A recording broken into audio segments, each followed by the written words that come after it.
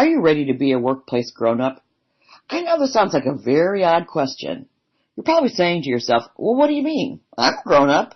Well, sure you are. But most of us will agree we've had our moments, particularly at work, when some crazy event, incident, or person sends us back in time and we feel as if our teenage self has invaded our bodies once again. The workplace seems to be the perfect testing ground for adulthood, as demonstrated by the steady stream of employee training requests I receive for getting along, communicating better, and managing conflict, to name a few.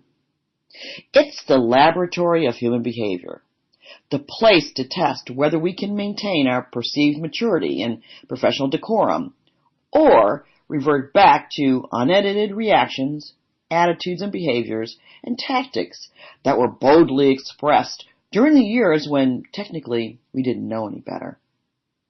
And though I could go the more sophisticated route in this post and connect this all to emotional intelligence, I'd like this post to be quite simple in making the point by asking this question: are you willing to be a workplace grown-up? What's a workplace grown-up, you ask? It's someone who takes 100% responsibility for who they are and how they act, no matter the circumstances. Tough calling, I know. But these days, it's sorely needed now more than ever. In a recent study released by the 6 Seconds group, emotional intelligence is on the decline. Uh-oh, who will be the grown-ups now? An important side note: crazy makes more crazy. In leadership and management language, that means immature adults managed by unskilled managers heightens workplace dysfunction. In fact, have you ever witnessed unhealthy behavior in an employee triggering counterproductive behavior in a manager? Yep, I have. I was the manager. And therein lies the key to the solution. It goes like this: admit it, own it, grow muscles in successfully managing it. Muscles?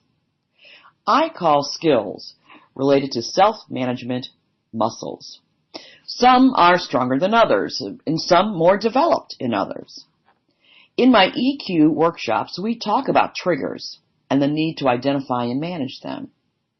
Learning to manage them, I call developing emotional muscles. Here's the catch. In order to develop a muscle, it's got to be worked, like in the gym. That means repeated exposure to the thing, the weight that will cause the muscle to grow. And this leads us full circle back to the title. Are you ready to be a workplace grown-up? Are you ready for the heavy lifting it will take to develop emotional muscles in areas that may be weak? Well, how will you be able to gauge your muscle or strength development? The weaker the trigger, the stronger the muscle. If the trigger is still strong, the muscle is still weak. In the larger view of life, emotional intelligence is an essential life skill to happiness and success in all areas.